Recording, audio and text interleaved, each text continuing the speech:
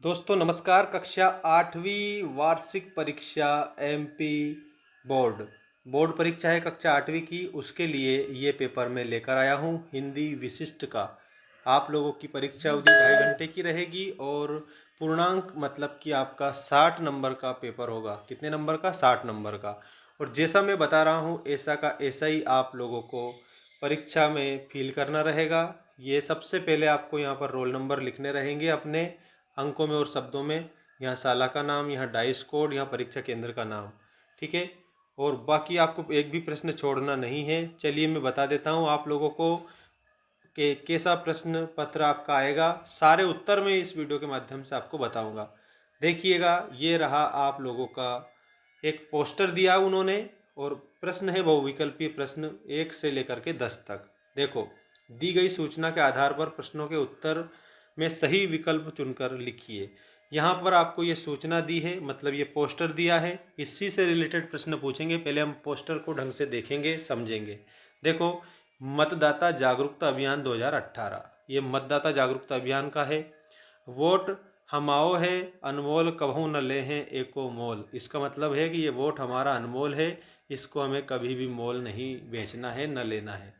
मतदान है 28 नवंबर 2018 को। ठीक है। मतदान की तारीख इन्होंने क्या दी है? 2018 दी है, 28 नवंबर 2018 की तारीख दी है। नारी जब पहुंचे बूथ लोकतंत्र को करे मजबूत, मतलब कि महिला सशक्तिकरण की बात की गई है। नारी को भी वोट देना चाहिए, ये भी बताया है। खेत खलियान और गांव से निकलो वोट डालने, बिना दबाव के निकलो। ठीक है। और विनती करे बारंबार उपयोग करो मताधिकार, मतलब अपने मत के अधिकार को हमें उपयोग करना रहता है। जिला निर्वाचन अधिकारी अशोकनगर मध्य प्रदेश द्वारा जनहित में जारी, सौजन्य से नगर परिषद साड़ोरा, जिला अशोकनगर मध्य प्रदेश। अब ये हमें दिया है, इस पोस्टर के आधार पर प्रश्न हमसे पूछे हैं। देखो आप सभी, पहला प्रश्न आपकी स्क्रीन के सामने, ये अभियान किसके लिए है? तो आपके ऑप्शन हैं मतदान की तारीख बताने के लिए, लोगों को मतदान से रोकने के लिए, मतदान के प्रति सजग बनाने के लिए, या प्रत्याशियों के चुनाव प्रचार के लिए।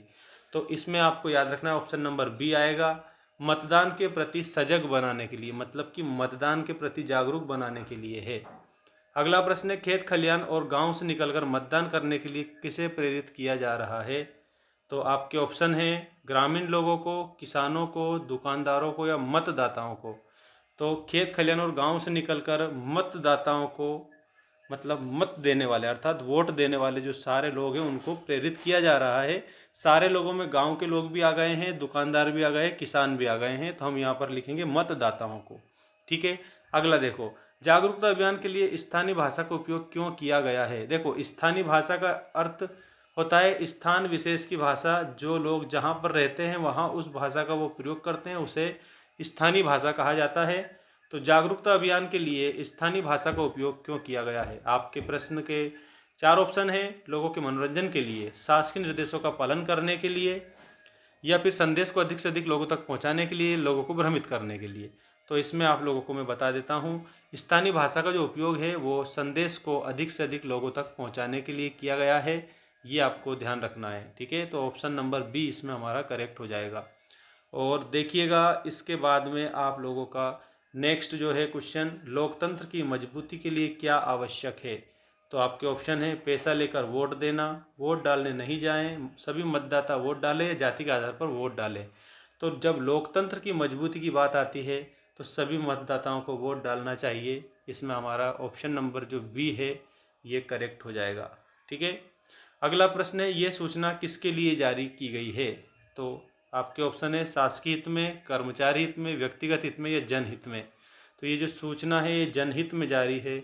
जनहित का मतलब होता है लोगों का कल्याण, लोक कल्याण ही जनहित होता है। तो जनहित में हमें याद रखना है। ठीक है।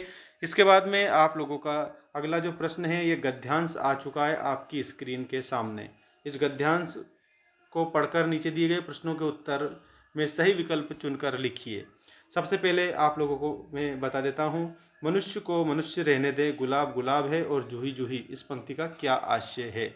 तो इसका मतलब यहाँ हम पहले पढ़ेंगे इसको।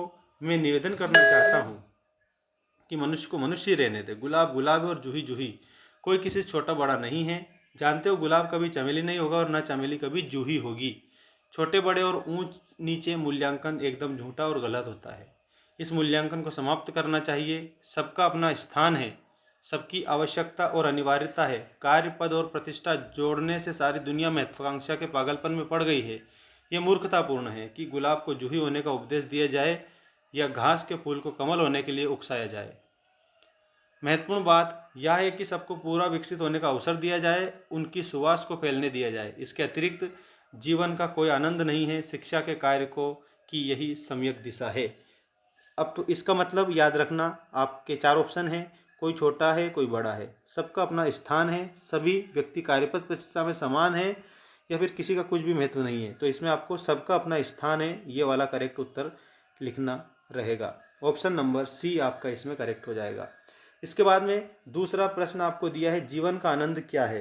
तो सभी को समान सुविधाएं मिले, सभी को विकास के समान अवसर, या फिर सभी को का समान लोक मनोरंजन, या सभी को समान पद मिले। तो सभी को विकास के समान अवसर जो हैं अगर वो मिलेंगे तो सबका जीवन आनंद में होगा। ये आप लोगों को इसमें ऑप्शन नंबर सी बताना था। ठीक है। मूल्यांकन का आधार क्या होना चाहिए, तो आपके ऑप्शन है कार्य, प्रतिष्ठा, पद या मनुष्यता। तो मूल्यांकन का जो आधार है वो कार्य होना चाहिए। ठीक है ना। इसके बाद में मूल्यांकन शब्द का शुद्ध संधि विच्छेद क्या होगा, तो मूल्य प्लस अंकन। देखो यहाँ पर आपको याद रखना है, मूल्य प्लस अंकन आप लोगों का करेक्ट उत्तर होगा ऑप्शन नंबर बी। ठीक है, मूल्यांकन का मूल्य प्लस अंकन।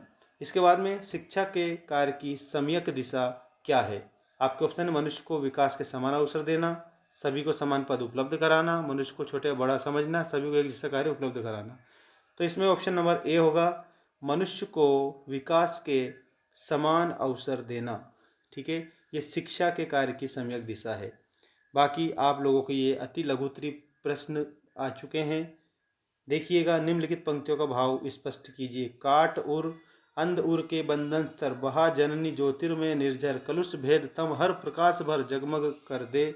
ठीक है, तो ये आप लोगों का पार्ट 1 है। इसमें कहा गया है माँ सरस्वती से कि हे माँ शारदे, हमारे अंदर के अंधकार को आप दूर करिए और अंधकार को दूर करके हमें प्रकाशवान बनाइए। हमारे जीवन को आप ज्योतिर्मय कर दीजिएगा, जगमग कर दीजिए। ऐसा इसका उत्तर आप लिखेंगे। और हमारे अंध उर के बंधन स्तर, मतलब कह सकते हैं कि जो हमारे हृदय में जो बुराइयां हैं उसको समाप्त करके हमें प्रकाशवान बनाइए। ऐसा माँ सरस्वती से प्रार्थना की गई है। अगला प्रश्न इसमें है, जिस समाज में कला का स्थान नहीं वह समाज कैसा हो जाता है। तो जिस समाज में कला का स्थान नहीं है वह समाज जो है वो अज्ञानी और श्रीहीन हो जाता है। ऐसा आपको याद रखना है। इसके बाद में नेक्स्ट क्वेश्चन देखिए, तुलसीदास जी ने अपने पद जाऊं कहाँ तज चरण तिहारे में किस किसके उद्धार का उल्लेख किया है। तो इसमें आप लोगों को बताना है, तुलसीदास जी ने अपने पद जाऊं कहाँ तज चरण तुम्हारे में संपूर्ण संसार के उद्धार की बात कही है और स्वयं की उद्धार की भी बात कही है। ठीक है, उन्होंने कहा है कि हे प्रभु, हे भगवान राम, आपके चरण को छोड़कर मैं कहीं पर भी नहीं जाना चाहता हूँ। ठीक है, अगला प्रश्न है, आर्यभट्ट ने पृथ्वी के बारे में किन मान्यताओं के खंडन का साहस किया था। ठीक है, तो वो आर्यभट्ट जो थे उन्होंने पृथ्वी, एक तो जो पृथ्वी है उसके बारे में ये बताया था कि इस पर किसी प्रकार का राहु केतु शनि कुछ भी नहीं लगता है। ठीक है, और जो पृथ्वी है ये अपनी धुरी पर घूम रही है और सूर्य की परिक्रमा कर रही है, इसके बारे में भी उन्होंने बताया था। ठीक है, और लोग जो कहते थे कि एक राक्षस है राहु नाम का, वो इसको निगल लेता है, इसका उन्होंने खंडन कर दिया था। अगला जो प्रश्न है वो देखिए, क्वेश्चन नंबर 15, रस की परिभाषा देते हुए किन्हीं 4 रसों के नाम और उनके स्थायी भावों के नाम लिखिए। तो रस की परिभाषा मैं यहाँ पर लिख रहा हूँ, आपको याद रखना है, किसी काव्य को पढ़ने सुनने, किसी काव्य को पढ़ने सुनने या देखने से जिस आनंद की अनुभूति होती है उसे हम रस कहते हैं। 4 रस में आप लोगों को बता देना है। एक तो शांत रस, इसका स्थायी भाव हो जाएगा निर्वेद। ठीक है, और दूसरा आपको लिखना है हास्य रस, हास्य रस का स्थायी भाव हो जाएगा हास।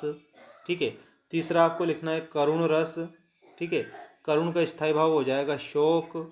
और उसके बाद में चौथा रस आपको लिखना है वात्सल्य रस। वात्सल्य रस, वात्सल्य का वत्सल जो है ये स्थायी भाव हो जाएगा। ठीक है, तो ऐसे आप 10 के 10 ही रस बता सकते हैं। इन्होंने 4 पूछे हैं, हम 10 भी बता सकते हैं आप लोगों को। ठीक है, और बताया है। चैनल को सब्सक्राइब करके बेल आइकन प्रेस कर देना। अब नेक्स्ट वीडियो में और भी मोस्ट इंपॉर्टेंट चीज़ें आप लोगों के लिए आएगी कक्षा 8वीं MP बोर्ड के लिए।